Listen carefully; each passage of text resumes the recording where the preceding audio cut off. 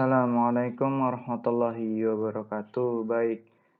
Nah, kita akan membahas perencanaan perbaikan pembelajaran dalam PTK. Nah, sebelumnya di awal saya sudah membahas terkait dengan karakteristik PTK, lalu ada keterbatasan PTK, lalu ada prosedur PTK. Nah, sekarang terkait dengan perencanaan perbaikan di pembelajaran PTK. Nah, ini kalau kita melihat bagan atau gambarnya begitu ya, dari mulai pertama itu adalah refleksi. Nah, kemarin kita sudah membahas terkait dengan prosedur PTK ya.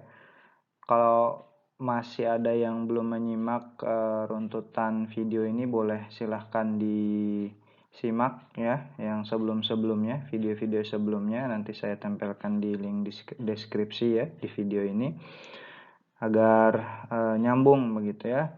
Nah, di sebelumnya itu kan prosedur penelitian PTK mulai dari yang pertama itu adalah rencana, lalu tindakan, lalu analisis data ya, lalu baru ada refleksi. Nah, di refleksi ini kan kemarin sambil untuk mengingatkan ya, refleksi itu digunakan atau dilakukan ya bukan hanya oleh si peneliti atau guru. Jadi kita juga boleh meminta reaksi ya dari si siswa. Jadi boleh minta kesan atau reaksi. Lalu misalkan alasannya seperti apa, lalu boleh juga mereka memberikan pendapat atau masukan terkait misal contoh aplikasi terkait dengan metode pembelajaran. Begitu. Jadi bukan hanya satu ya, bukan hanya dari si peneliti begitu. Nah,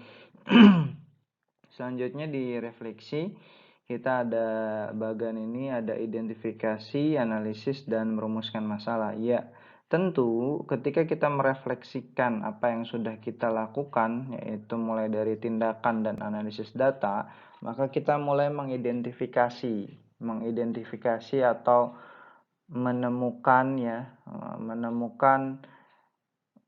kelebihan, kekurangan gitu ya, atau hal-hal yang belum maksimal di dalam proses implementasi. Contoh misalkan tadi metode pembelajaran yang dipraktekkan di kelas gitu. Jadi benar-benar kita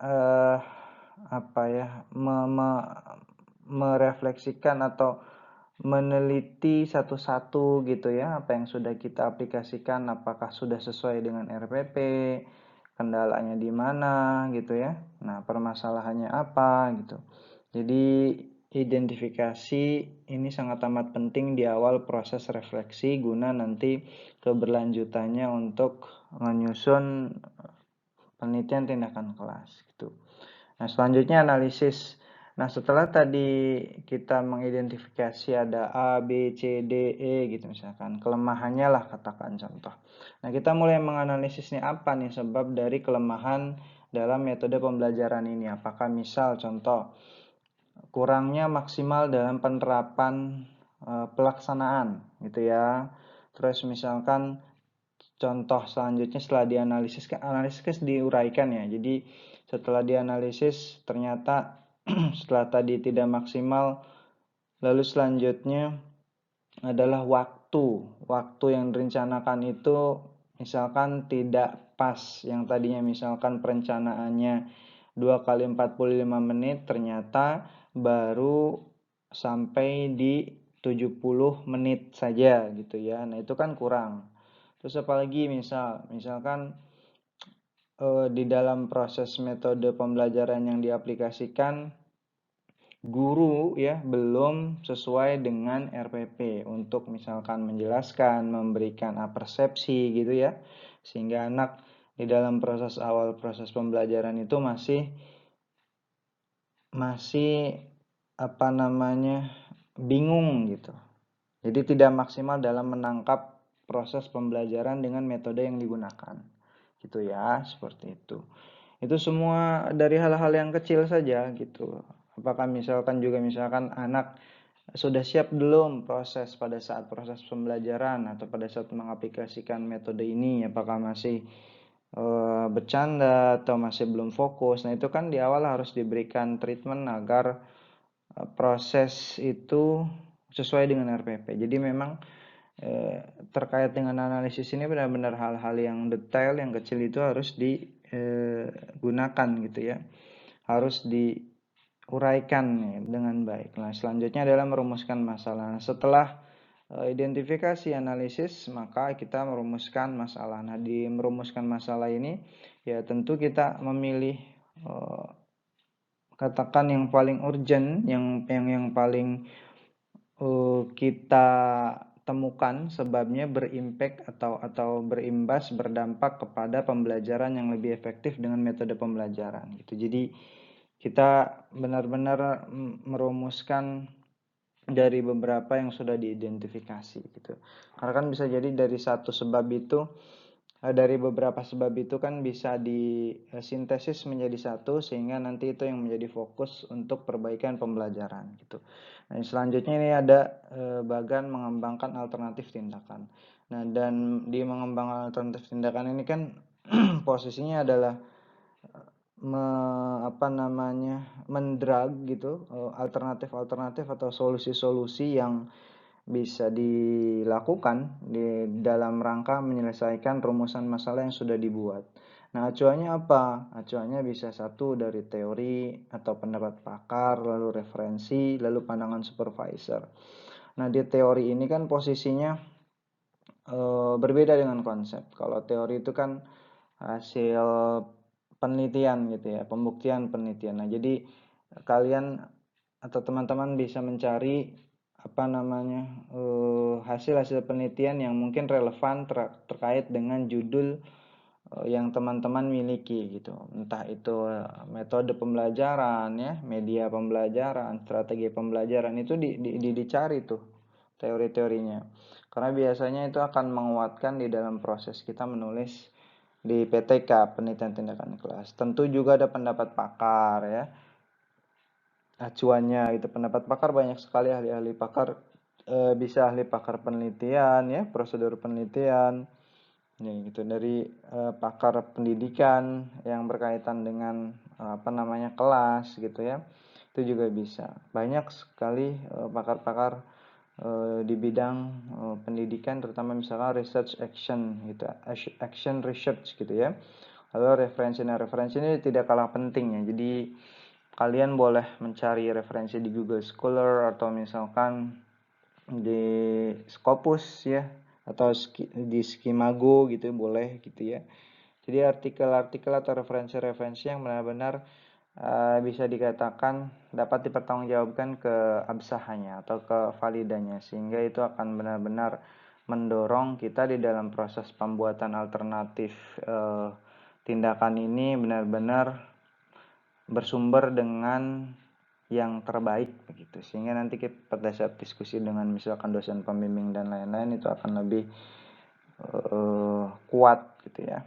Nah, lalu pandangan supervisor. Nah, pandangan supervisor juga sama nih, karena kan nanti kalau misalkan boleh dikatakan supervisor itu pembimbing ya. Jadi pembimbing satu boleh, pembimbing dua boleh gitu. Jadi pandangan supervisor ini menjadi hal yang penting karena supervisor itu atau pembimbing itu secara sederhana mereka memiliki pandangan yang kuat gitu terkait dengan research penelitian tindakan kelas yang kalian buat gitu, karena mereka sudah berpengalaman berbeda gitu ya. Ya tentu pengalaman-pengalaman itu menjadi dasar bahwa pandangan atau kerangka berpikir dari seorang pembimbing itu dibutuhkan pada saat kalian menulis PTK gitu ya. Nah, selanjutnya ketika sudah alternatif-alternatif tindakan itu sudah dibuat, maka dicarilah yang paling efektif atau yang memang secara sederhana itu menyelesaikan rumusan masalah. Tentu membuat rencana perbaikan. Jadi alternatif tindakan yang sudah ada gitu ya dipilih dan dituangkan dalam rangka membuat rencana perbaikan pembelajaran di RPP ya, atau di modul ya kalau di Kurnas. Nah, sehingga itu nanti akan endingnya begitu ya, di dalam proses rencana perbaikan itu karena sudah ada alternatif-alternatif tindakan perbaikan yang dipilih gitu, itu akan lebih nanti akan memudahkan kalian gitu. Jadi kalian tinggal membuat rencana perbaikan gitu. Tadi misalkan kalau misalkan terkait dengan kurang optimal ya dioptimalkan gitu. Misalkan pada saat siswa akan mulai belajar masih belum fokus, nah difokuskan dulu seperti apa. Jadi disitulah pentingnya membuat rencana perbaikan dengan proses refleksi gitu ya. Lalu selanjutnya mempersiapkan instrumen pengumpulan data. Nah, mempersiapkan instrumen pengumpulan data ini tentu ya berdasar dari proses refleksi mulai dari identifikasi sampai membuat rencana perbaikan. Jadi instrumen pengumpulan data kan nanti bisa ada angket, kuesioner gitu ya. Dan itu indikator-indikatornya disesuaikan. Jadi ketika misalkan kita sudah dapat nih gitu ya rencana perbaikan seperti apa, maka kita sudah mulai membuat instrumen atau tadi angket yang memang digunakan untuk pengumpulan data untuk mendapatkan data terkait dengan solusi gitu ya yang nantinya diaplikasikan, yang nanti menjadi hasil pembahasan pada saat proses kita menulis PTK. Nah, itu akan menjadi sangat amat penting di dalam prosesnya. Maka tentu juga di dalam proses instrumen pengumpulan data, proses pembuatannya indikator-indikatornya harus dengan sangat amat jelas gitu. Jadi bukan ujuk-ujuk asal kita buat indikator atau misalkan instrumen butir soal, tidak. Itu berdasarkan dari proses refleksi, berdasarkan knowledge ya, berdasarkan pengetahuan terkait dengan bagaimana kita menyusun instrumen pengumpulan data. Jadi bukan asal-asal, karena kan nanti ada proses validitas ya, ada proses reliabilitas yang itu digunakan sebagai indikator bahwa instrumen yang kita gunakan itu benar-benar valid atau bisa mengukur apa yang akan kita ambil, yang kita akan ukur. Jadi kalau misalkan di dalam proses pembuatan instrumen pengumpulan data ini false gitu ya, salah ya, maka otomatis data atau pengumpulan data atau data yang diharapkan itu ya salah gitu. Ketika data pengumpulan data yang diharapkan yang dikumpulkan justru salah, ya otomatis ya proses PTK kita ya tidak absah gitu. Maka sangat amat penting menyusun instrumen yang sangat amat baik gitu ya di dalam rangka nanti pengumpulan data begitu. Oke ya. Itu secara sederhana saja, ringkas. Kalau misalkan nanti ada pertanyaan silahkan di kolom komentar ya. Assalamualaikum warahmatullahi wabarakatuh.